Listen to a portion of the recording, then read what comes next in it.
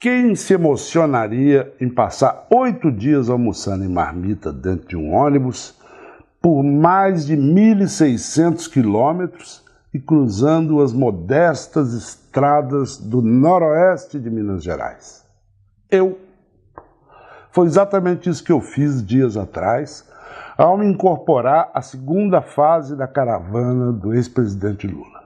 A verdadeira maratona começou em Ipatinga, no Vale do Aço, e seguiu, Minas acima, em direção ao Vale do Jequitinhonha, uma das regiões mais pobres do estado, e só terminou na capital mineira, depois de cruzar mais de 20 cidades, todo o nordeste do estado. A caravana era formada por 3 ônibus. No primeiro viajavam Lula e, revezando-se em sua companhia, praticamente todo o Estado-Maior petista. A ex-presidente Dilma Rousseff, o governador mineiro Fernando Pimentel, o ex-prefeito de São Paulo, Fernando Haddad, a presidente do PT, senadora Gleisi Hoffmann, os seus vices Márcio Macedo e Luiz Dulce, o tesoureiro Emílio de Souza, os líderes no Senado, Lindbergh Farias, e na Câmara, Carlos Zaratini, a filósofa Gleide Andrade, secretária de organização, e a estudante Moara Saboia, da Juventude do PT.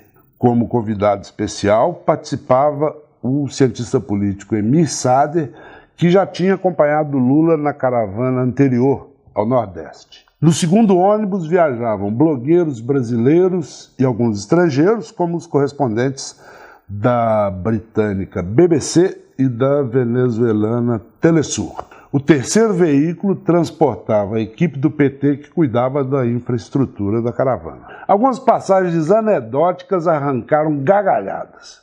Em Araçuaí, por exemplo, uma esbelta quarentona exibia as mãos sem alianças e gritava ao ver o ex-presidente Lula: "Lula, Lula, eu tô separada, eu tô solteira".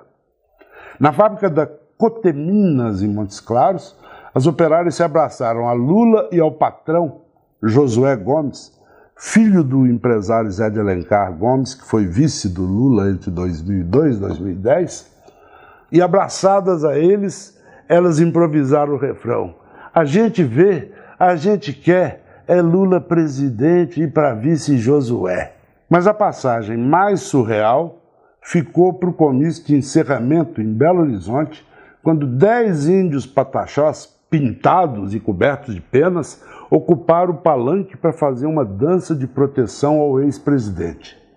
Uma dança igual a que fizemos para a Alemanha vencer o Brasil na Copa do Mundo de futebol, anunciou o cacique. Isso mesmo. Concentrados em Cabralha, na Bahia, onde fica a tribo Pataxó, os jogadores alemães fizeram uma doação de 10 mil euros aos indígenas e ganharam desses, em retribuição, uma dança da vitória, a tal que levou a Alemanha a nos vencer e que foi repetida para Lula no Palanque Mineiro.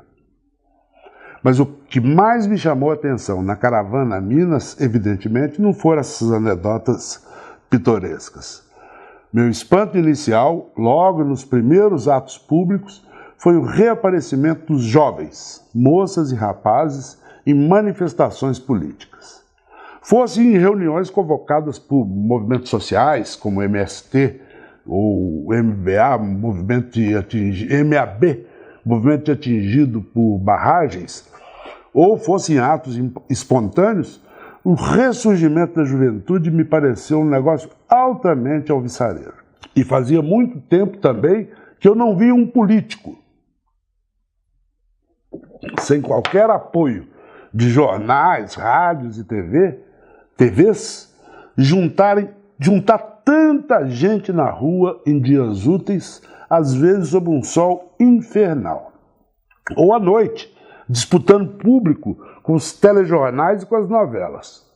E esse fenômeno se repetiu sem exceção em todos os lugares por onde a caravana passou. Uma concentração na pequenina Francisco Sá, às 9 horas da noite, parecia ter atraído toda a população da cidade para a rua para ouvir Lula. E em Belo Horizonte, no comício de encerramento da caravana, os mineiros eram unânimes ao afirmar que, desde o comício da vitória do PT em 2002, a centenária Praça da Estação de Belo Horizonte não via tanta gente.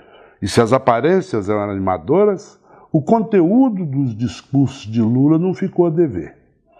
Alguns pontos de suas falas incendiavam o povaréu. Primeiro, quando ele se comprometia, eleito presidente, a convocar um referendo revogatório para anular todas as medidas tomadas pelo governo golpista de Temer que firam a soberania nacional, como as privatizações, ou retirem direitos legais dos trabalhadores, como a reforma trabalhista e a reforma previdenciária. Outro compromisso de Lula era inevitavelmente interrompido pelas palmas e gritos de Lula presidente. A garantia de que, eleito presidente, ele fará a democratização dos meios de comunicação no Brasil. No discurso de Belo Horizonte, o ex-presidente ensaiou uma autocrítica pela ingenuidade dos governos do PT no trato, sobretudo, com os meios eletrônicos de comunicação. Mas era quando falava da Operação Lava Jato que Lula deixava o povão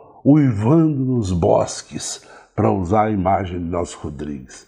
Quando a temperatura do local já estava alta, ele lascava. O juiz Sérgio Moro quer me impedir de ser presidente? Então ele que peça a demissão da justiça, se filia a um partido político e venha disputar a presidência comigo aqui na rua, no meio do povo.